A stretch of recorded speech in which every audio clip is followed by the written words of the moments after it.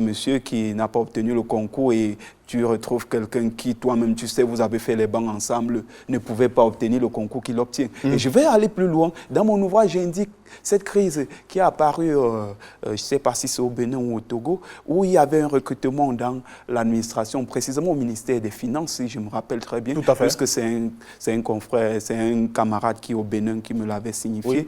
Il dit, avant que l'on ne puisse faire le concours, la liste des personnes admises était déjà officielle. Et puis, ça a créé une grève. Et finalement, on a banni ce concours. Un peu comme le cas de figure de l'IRIC, l'Institut des Relations Internationales du Cameroun. Naturellement, on peut en citer comme ça dans bon nombre de pays en Afrique. Et c'est ça que je justifie que beaucoup de personnes aujourd'hui, surtout les parents, vous allez voir au chapitre 2, beaucoup de parents trouvent qu'il faut trouver une insertion à leur enfant et se donnent tous les moyens qui, quelquefois, les rend incapables de boire le même champagne que Charlemagne.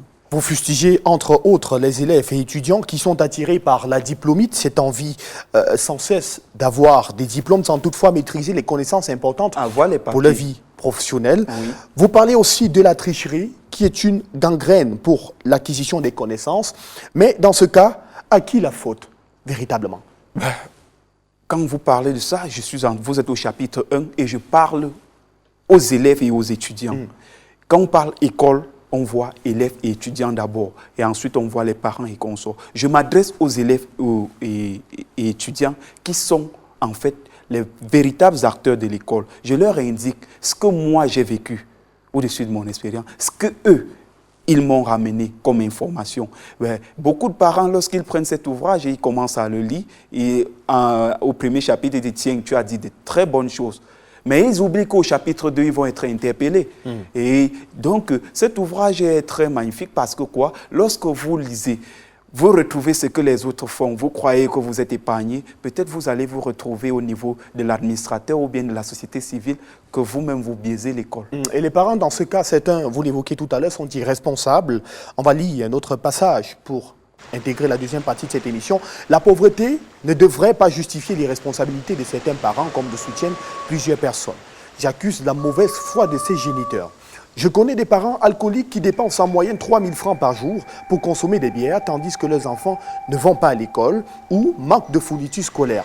Diaye, qui est un Sénégalais, me disait connaître un parent soulard dans son pays qui se rassure toujours que l'argent de sa bière est disponible avant d'effectuer la moindre dépense familiale, au point où il refuse de débourser 100 francs CFA pour que son fils s'achète un stylo. La priorité revenant à sa boisson, c'est quand même grave, des déclarations pareilles. C'est très, très grave. On peut le dire, beaucoup de parents en Afrique aujourd'hui deviennent progressivement conscients.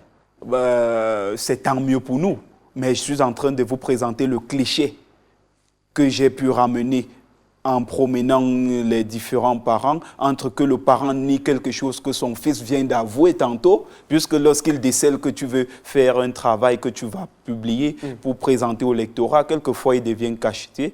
Donc moi, là, vous voyez les parents qui, un parent est soulard, mais lorsque son fils lui demande le moindre franc CFA pour avoir un crayon, pour lui, il doit d'abord contrôler si l'argent de sa boisson est complète. Mais je crois fondamentalement que si un parent accepte de sortir de l'argent pour payer ne serait-ce que la scolarité à son enfant, il ne pourrait pas se comporter de cette manière-là. Non, j'en viens. Je peux justifier aujourd'hui que dans la société africaine, beaucoup de parents sont attachés à l'école. Beaucoup de parents qui n'ont même pas fréquenté lèguent en héritage à leur enfant l'école. Ça, je suis en train de panser les plaies.